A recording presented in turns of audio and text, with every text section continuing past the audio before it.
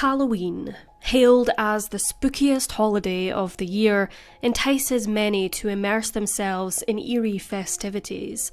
From donning terrifying costumes to gathering around bonfires, exploring haunted attractions, recounting chilling tales, and intricately carving pumpkins into jack-o'-lanterns, the night brims with spine-tingling excitement.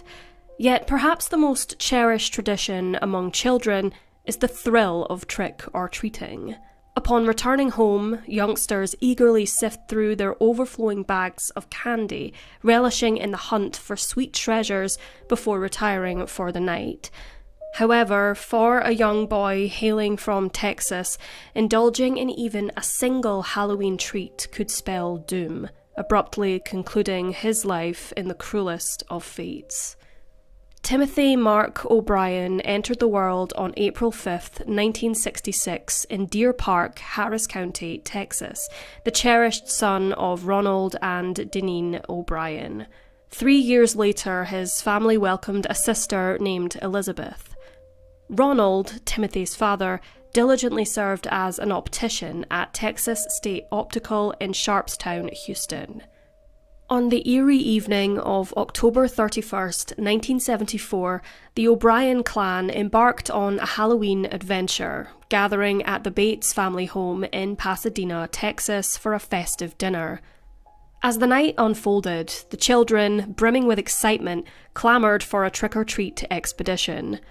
Ronald, the ever-devoted father, volunteered to chaperone them. Joining forces with Jim Bates, the two fathers shepherded their eager brood through the neighbourhood. Their journey took them to 4112 Donorail, where they encountered a peculiar sight, a house obscured by a deceptive wall, its front door hidden from view. Impatience mounting, the children darted ahead to the next house, leaving Ronald momentarily behind. Minutes later, Ronald caught up with the group, clutching 5 sizable pixie sticks allegedly gifted by the mysterious inhabitants of the concealed home. As the evening wore on and rain pelted down, the children persisted in their quests for treats until the weather forced both families to retreat indoors. Before bidding farewell to the Bates family, Ronald distributed 1 pixie stick to each child, both Bates' children and his own, who eagerly stashed the candy in their bags. Additionally, he handed the 5th pixie stick to a familiar 10-year-old boy from Second Baptist Church, where Ronald served as a deacon and choir member. Upon returning to the O'Brien homestead, 8-year-old Timothy shed his Planet of the Apes costume and yearned for a final indulgence before bedtime.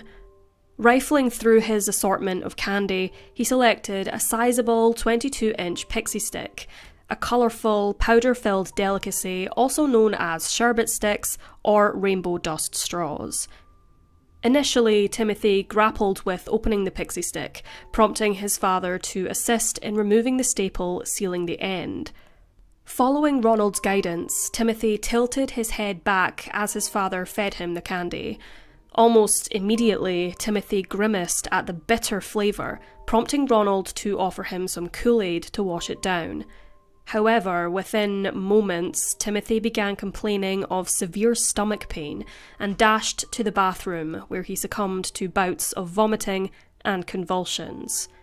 In a desperate attempt to comfort his son, Ronald cradled Timothy as he retched, but tragically the young boy soon fell limp in his arms. Rushed to the awaiting ambulance, Timothy was whisked away to the local hospital, where he was pronounced dead en route. The police investigation unveiled a harrowing truth. Timothy had tragically succumbed to potassium cyanide poisoning, a deadly substance cunningly infused into the pixie sticks he had ingested. Shockingly, forensic analysis revealed that the tainted candy contained a lethal dose capable of claiming the lives of 2 fully grown adults. Further alarming discoveries emerged when authorities learned that 4 other children, namely the Bates siblings, Elizabeth O'Brien and the young church attendee, had also been bestowed with the same lethal treats. Fortunately, swift intervention prevented any further tragedies, as the remaining poisoned pixie sticks were seized before they could be consumed. One child was even found asleep with the tainted candy clutched in his hand, thwarted by his inability to breach its seal. Investigative efforts revealed a chilling method of tampering. The pixie sticks had been opened, filled with cyanide powder in the top 2 inches, and meticulously resealed with a staple. Disturbingly, the other 4 candies contained even larger doses of cyanide, potent enough to extinguish the lives of 3 to 4 adults. The tight-knit community of Deer Park recoiled in horror at the revelation, relinquishing all their children's candy to the authorities out of fear that a sinister presence lurked among them, targeting their innocent children. Initially, Ronald claimed a lapse in memory regarding the source of the deadly pixie sticks. However, police grew suspicious of his vague recollections, especially considering that he and Jim Bates had confined their trick-or-treat route to just 2 streets due to the inclement weather that prematurely ended their evening. Police suspicions heightened further upon discovering that none of the residences visited by the group had distributed pixie sticks. Following multiple rounds of thorough neighbourhood canvassing with law enforcement, Ronald guided them to the house where he apparently had received this deadly candy. According to Ronald, the homeowner had refrained from illuminating their abode, but had cracked the door open slightly to pass him 5 pixie sticks. Ronald insisted he had only glimpsed the man's arm and not his face. Investigators traced the property back to Courtney Melvin, an air traffic controller stationed at Hobby Airport. Curiously, Melvin hadn't returned home from work until 11 p.m. on Halloween night. Although his wife and daughter had dispensed candy earlier, their supplies had been depleted by the time the O'Brien and Bates families reached their doorstep. Subsequently, Mrs. Melvin turned off all the lights and retired for the evening with her daughter.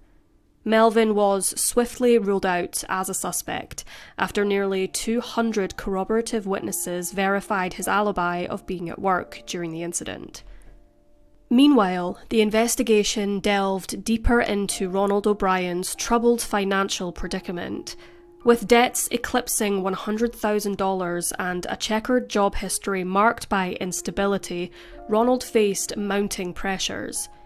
At the time of his apprehension, he was embroiled in a suspected theft scandal at Texas State Optical and teetered on the brink of dismissal. As if his financial woes weren't dire enough, Ronald's vehicle stood on the verge of repossession. He had defaulted on multiple bank loans, and the family home faced imminent foreclosure. Police stumbled upon a disturbing revelation. In the months leading up to Timothy's tragic demise, Ronald had quietly procured life insurance policies for his children, amounting to approximately $60,000. Notably, Ronald's wife, Deneen, vehemently denied any knowledge of these policies, recalling her steadfast refusal when Ronald broached the topic years earlier. Adding to the mounting suspicion, on the morning following Timothy's death, Ronald brazenly contacted his insurance provider to explore the possibility of cashing in on the policies he'd taken out on Timothy's life. Further incriminating evidence emerged when investigators unearthed Ronald's visit to a chemical supply store in Houston, where he had sought to purchase cyanide shortly before Halloween 1974. While no transaction occurred, Ronald was informed by the shopkeeper that the smallest available quantity was a staggering £5. This unsettling revelation solidified police's belief that Ronald had meticulously orchestrated the poisoning of the candies, intending to dispatch his own children for the sake of financial gain. The distribution of tainted treats to the other children, authorities speculated, was a desperate attempt to cover up his heinous deed.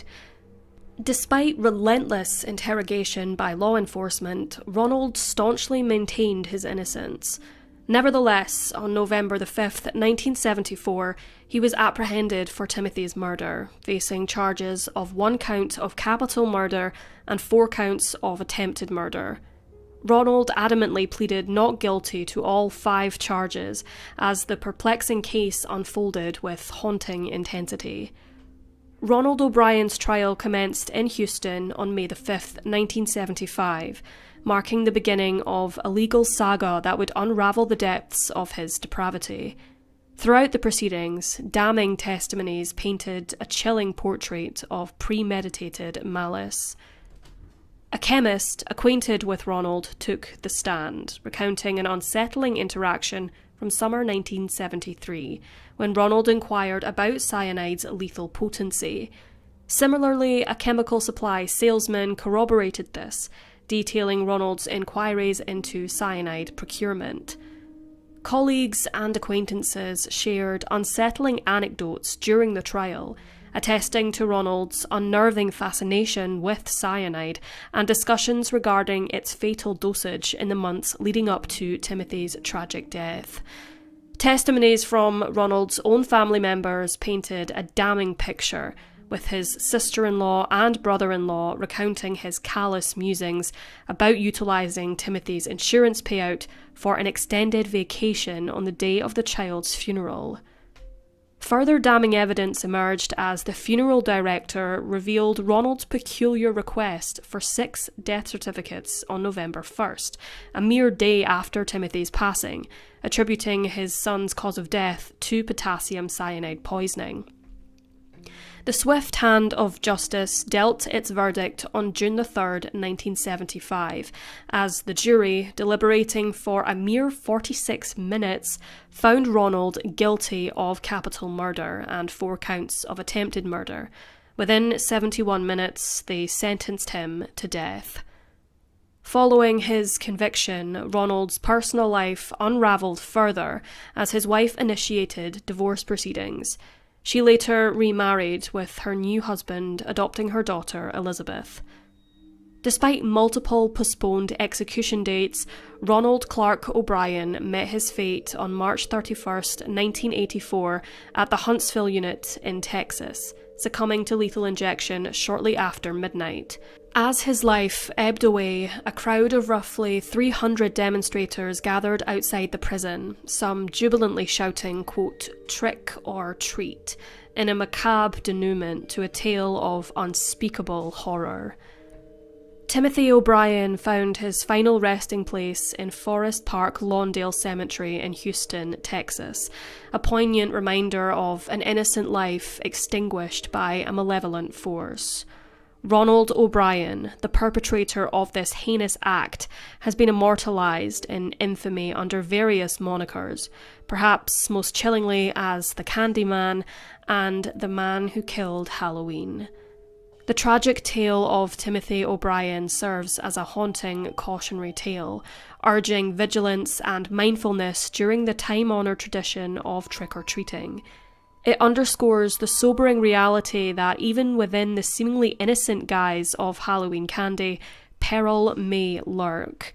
This harrowing episode compels us to remain vigilant and cautious, reminding us that the safety and well-being of our loved ones hinge on our unwavering diligence.